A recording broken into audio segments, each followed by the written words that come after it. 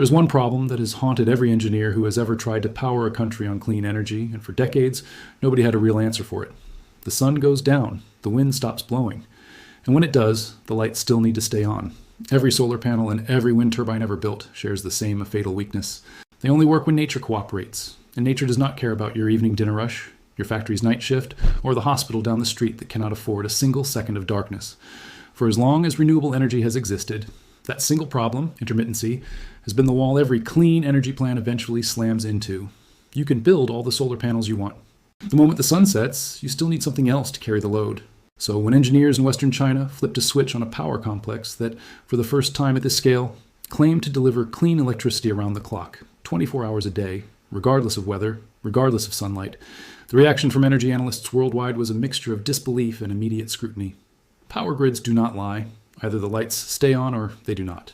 A decade later, the data from that grid is in, and it is forcing energy planners on every continent to rethink what they thought was physically possible. If you find stories like this fascinating, the kind of engineering that quietly rewrites the rules everyone assumed were fixed, hit subscribe so you do not miss the next one. A like helps more people find this video, and this is one of those stories that deserves a much bigger audience. To understand why this matters so much, you need to understand exactly how serious the intermittency problem actually is, because it is bigger than most people realize. A traditional coal or natural gas power plant is what engineers call dispatchable. You can turn it up or down on demand, exactly matching the electricity it produces to whatever the grid needs at that moment. Solar and wind are the opposite. They are what is called variable generation. A solar farm might produce enormous amounts of electricity at noon on a clear day and almost nothing 12 hours later. A wind farm might generate a flood of power during a storm and sit nearly silent on a calm afternoon. The grid, meanwhile, does not care about any of that. It needs a constant, reliable supply, second by second, or the entire system risks blackouts, equipment damage, and cascading failures that can take down power across an entire region. Grid operators describe this challenge using a chart that has become infamous in the energy industry, sometimes called the duck curve, because of the shape it traces across a typical day. Demand rises in the morning as people wake up. Solar production rises through the day and often outpaces demand by early afternoon, creating a dip in the chart that looks like a duck's belly. Then, as the sun sets and people return home, turn on lights, cook dinner, and run appliances, demand spikes sharply, exactly the moment solar production collapses to zero. That late afternoon and evening window when demand is highest and solar contribution is lowest is the single hardest stretch for any grid leaning heavily on solar power to manage, and for years it was the strongest argument skeptics had for why renewable energy could never fully replace traditional generation. For most of the history of renewable energy, the solution to this problem was simple and unsatisfying. Keep traditional fossil fuel plants running in the background as backup, ready to kick in whenever the sun or wind failed to deliver. This is why, even in regions that proudly advertised high percentages of renewable energy, coal and gas plants kept operating for decades, sitting on standby, burning fuel intermittently to fill whatever gaps solar and wind left behind. Renewable energy was real and growing, but it was never actually replacing fossil fuels on its own. It was supplementing them, with fossil fuels still doing the heavy lifting whenever the weather did not cooperate. Battery storage was always the theoretical answer. Store the extra electricity generated during sunny, windy hours, and release it during the gaps. The problem, for decades, was cost and scale. Building enough battery capacity to meaningfully smooth out an entire regional power grid's daily and seasonal swings was, until recently, financially absurd. Lithium battery prices in the early 2010s made grid-scale storage a niche application, useful for tiny pilot projects, but nowhere close to viable at the scale an actual national power grid would require. What changed, starting in the late 2010s and accelerating dramatically through the 2020s, was the price of battery storage falling at a pace almost nobody in the energy industry predicted. Manufacturing scale, primarily driven by China's enormous electric vehicle industry, drove lithium battery costs down by more than 80% over roughly a decade. The same battery factories supplying cars suddenly had the capacity and the economic incentive to start producing battery packs at a scale that made grid-level storage genuinely affordable for the first time in history. That price collapse is the foundation everything else in this story is built on. Without it, nothing that happened next in Western China would have been financially possible. The location chosen for what would become one of the most ambitious energy projects in modern history was the edge of the Gobi Desert, a region with two qualities that made it almost perfect for this purpose: enormous, mostly empty land available for industrial-scale construction, and some of the most consistent solar and wind resources found anywhere on the planet. The desert sun is relentless and predictable. The flat, open terrain creates wind patterns strong and steady enough to make wind turbines extraordinarily productive compared to almost anywhere else in the country. Engineers began constructing what is now referred to as an integrated renewable energy base, a complex combining massive solar arrays, wind turbine fields, and grid-scale battery storage facilities, all coordinated by a single control system designed to smooth out the natural variability of solar and wind into something that behaves, from the grid's perspective, almost exactly like a traditional dispatchable power plant. The solar component alone is difficult to picture at full scale.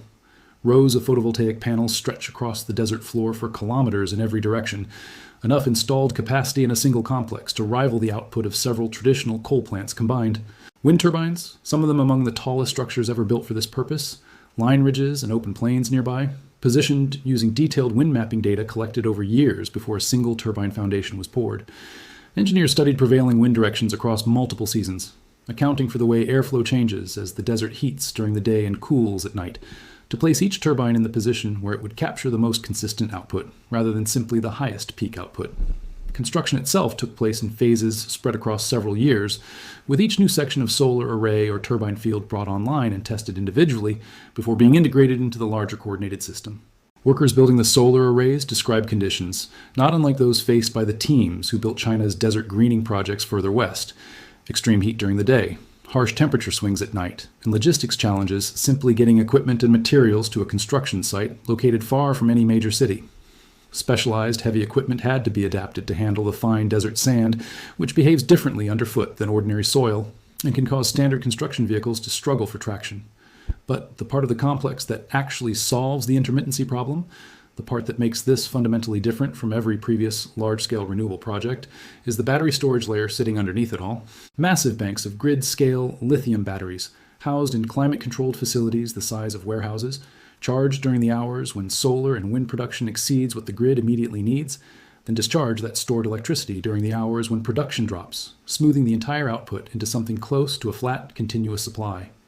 Each storage facility is divided into modular units, allowing technicians to take individual battery banks offline for maintenance or replacement without disrupting the overall storage capacity of the site, a design choice that has proven essential for keeping the system reliable across a decade of continuous operation. The control software coordinating this entire system is, in some ways, the most genuinely novel part of the whole project. Engineers had to build prediction models sophisticated enough to forecast solar output, wind output, and grid demand simultaneously, often hours or even days in advance, then use those forecasts to decide exactly how much electricity to store versus release at any given moment. Get the prediction wrong, and you either waste stored capacity unnecessarily or fail to have enough power ready when the grid actually needs it. The system runs on machine learning models trained on years of historical weather and demand data, continuously refined as more real-world operating data comes in. When the complex first came online, energy analysts outside China were openly skeptical. Integrating solar, wind, and battery storage at this scale, coordinated well enough to genuinely replace dispatchable fossil fuel generation, rather than just supplement it, had never been demonstrated convincingly anywhere in the world. Smaller pilot projects existed, but nothing at the scale of an entire regional grid. Several Western energy analysts published estimates predicting the complex would struggle to maintain reliable output much beyond 50 or 60% of the time, with the rest still requiring fossil fuel backup, essentially the same pattern every previous renewable project had followed. Some of that early skepticism was rooted in legitimate prior experience. Earlier attempts at large battery-backed solar projects in other parts of the world, including several high-profile installations in the United States and Europe during the 2010s, had underdelivered on their promised reliability, often because the storage capacity installed was simply too small relative to the demand it was meant to cover, or because the prediction software managing charge and discharge cycles was not sophisticated enough to handle real-world weather variability. Analysts who had watched those earlier projects fall short of their promises were reasonably cautious about assuming a much larger Chinese version would perform any differently. A decade of operating data later, those early predictions did not hold up. The complex now supplies power to the regional grid with a reliability profile that genuinely surprised even some of the engineers who built it. Independent monitoring of grid stability in the region shows the integrated renewable base maintaining consistent output across the vast majority of hours annually, including extended periods of cloud cover and calm wind that would have crippled an unbattery-backed solar and wind system. The battery layer, it turns out, did not need to be infinite to solve the problem. It needed to be large enough and smart enough to cover the realistic worst-case gaps the prediction models could anticipate, which turned out to be a dramatically smaller and more achievable target than early skeptics assumed. Third-party energy researchers who reviewed a decade of grid telemetry data from the region, rather than relying solely on figures released by the project operators themselves, found the independently measured reliability numbers broadly consistent with official claims, a verification step that mattered enormously given how often early-stage renewable projects elsewhere have overstated their real-world performance in press materials. That independent confirmation is a large part of why international energy agencies have treated this project's results as credible enough to study seriously rather than dismissing it as marketing. The numbers describing the build-out over the past decade are staggering in scope. The integrated renewable base in this region now represents one of the largest combined solar, wind, and battery storage complexes anywhere on the planet, with installed capacity that has roughly quadrupled since the facility first came online.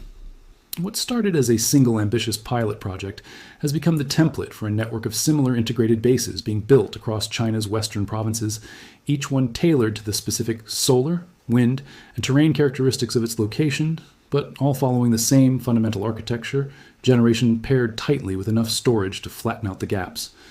Provincial grid operators report that coal-fired backup generation in the region, which a decade ago was still running regularly to cover gaps in renewable output, has been reduced dramatically, with several traditional fossil fuel plants in the immediate region either mothballed or shifted to purely emergency standby status, running only during extreme multi-day weather events that exceed even the battery system's storage capacity. That is a fundamentally different relationship between renewables and fossil fuels than existed a decade ago, where fossil fuel backup was a routine daily necessity rather than a rare emergency measure. The electricity generated by this complex now travels through ultra-high voltage transmission lines, a separate but related Chinese engineering achievement, to population centers hundreds of kilometers away, including some of the country's largest cities. These transmission lines, built specifically to move enormous amounts of electricity over very long distances with minimal loss, mean that the renewable power generated in a remote stretch of desert can reliably reach urban centers that, a decade ago, depended almost entirely on coal plants located much closer to where the electricity was actually consumed. What makes the 10-year trajectory of this project particularly striking is not just the technical performance, but the economic story underneath it. When the complex was first proposed, the cost of building battery storage at this scale was a serious point of internal debate among the engineers and officials planning it. Some early models suggested the storage component alone might make the entire project more expensive than simply building additional coal plants to cover the same demand. By the time construction actually began, falling battery prices had already shifted that calculation significantly. By the time the facility had been operating for several years, the cost per unit of reliable electricity delivered, factoring in construction, maintenance, and fuel costs over decades, had fallen below that of new coal generation in the same region, a crossover point that energy economists had predicted would take much longer to arrive. That crossover is the single most important number in this entire story, because it is the number that changes everything about how other countries are now approaching their own energy planning. As long as battery-backed renewable generation cost more than fossil fuel generation, even genuinely committed governments faced a difficult trade-off between cost and emissions. Once battery-backed renewables became cheaper, that trade-off effectively disappeared. The economically rational choice and the environmentally preferable choice became the same choice, which is an extremely rare and powerful alignment in energy policy. International attention to this shift accelerated sharply once independent verification of the 10-year operating data became available. Energy ministries in India, which faces its own enormous intermittency challenges, given its heavy reliance on both solar potential and unpredictable monsoon-driven hydropower, have sent technical delegations to study the integrated base model directly. Indian officials touring the complex were reportedly most interested in the prediction software coordinating the system, since India's grid faces a similar challenge balancing solar generation against highly seasonal demand patterns tied to its agricultural calendar and monsoon timing. Chile, sitting on some of the best solar resources on the planet in the Atacama region, but historically lacking the storage infrastructure to fully exploit it, has begun planning similar integrated complexes, using lessons drawn explicitly from the Chinese model. Chilean energy officials have specifically cited the falling cost of battery storage as the factor that finally made a comparable project viable in their own country, a calculation that simply did not work even 5 years earlier. Australia, with vast underutilized desert land bearing more than a passing resemblance to the Gobi in terms of solar and wind potential, has launched feasibility studies for comparable battery-backed renewable bases in its own interior, with several state governments competing to host pilot sites modeled directly on the Chinese complex's architecture. Even energy planners in regions without anything resembling the Gobi's open desert space have taken note of the underlying lesson that pairing generation tightly with enough storage to cover realistic demand gaps is now economically achievable rather than purely theoretical. Smaller scale versions of the same basic architecture, solar or wind paired directly with co-located battery storage rather than storage added as an afterthought, are now standard practice for new renewable projects being proposed across Europe and North America, even where the scale is a fraction of what was built in Western China. None of this means the model translates perfectly everywhere. And it is worth being honest about the limitations, because the engineers behind the project are the first to point them out. The Gobi Desert site benefited enormously from specific local conditions: exceptionally consistent solar and wind resources, vast available land at low cost, and a national grid infrastructure already capable of moving electricity efficiently across enormous distances once it reached the ultra-high voltage transmission network. Countries without comparably consistent renewable resources, without similarly available land, or without the transmission infrastructure to move power from remote generation sites to population centers, face a meaningfully harder version of the same challenge. Copying the basic architecture is straightforward. Replicating the specific conditions that made it perform this well is considerably harder. Land availability in particular is a constraint that is easy to underestimate from a distance. The integrated base occupies an area of desert large enough that finding a comparable stretch of unused, flat, geologically stable land close enough to existing transmission infrastructure is genuinely difficult in many densely populated or topographically complicated parts of the world. Some countries interested in replicating the model have had to consider offshore wind paired with coastal battery storage instead, a meaningfully different engineering challenge with its own cost structure and technical hurdles that the original Gobi project never had to solve. There's also an uncomfortable question that energy researchers studying the project have raised, one that does not have a fully settled answer. Battery systems degrade over time, losing storage capacity gradually with every charge and discharge cycle. The batteries installed when this complex first came online are now a decade into their operational life, and replacing aging battery capacity at this scale, while keeping the system running reliably, represents its own significant ongoing cost that early cost projections did not always model with complete confidence. How the economics hold up over a battery system's full multi-decade life cycle, including eventual large-scale replacement costs, is something only time and continued operating data will fully answer. And researchers tracking the project say another decade of data will be needed before that question is fully resolved. There's also the broader question of resource supply. Battery storage at the scale being deployed across China's western provinces requires enormous quantities of lithium, cobalt, and other materials. And scaling this model globally would place significant additional pressure on already strained battery material supply chains.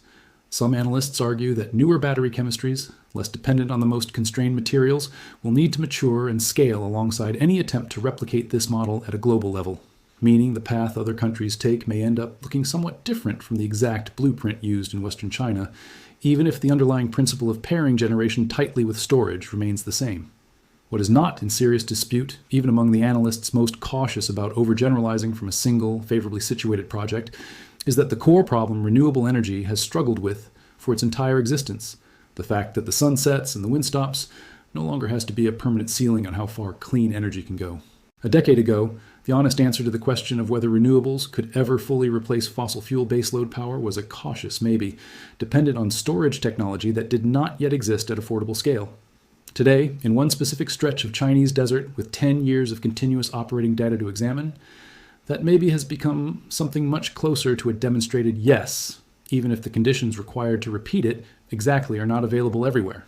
The grid that gets its power from this complex looks, on paper, almost unremarkable now. Reliable electricity flowing to cities hundreds of kilometers away, indistinguishable on a household electricity bill from power generated by a traditional plant. But the engineering underneath that ordinary-looking reliability represents one of the more significant shifts in how the world is learning to think about energy. Proof that the oldest objection to renewable power, that it simply cannot be trusted to keep the lights on, is no longer automatically true everywhere it is built. If this changed how you think about what is actually possible with renewable energy, hit the like button and subscribe so you catch what we cover next. We dig into stories like this every week, the kind of engineering quietly solving problems most people assumed were permanent. Here's the question for the comments. If a battery-backed renewable grid like this one could be built anywhere else in the world starting tomorrow, where do you think it would make the biggest difference and why?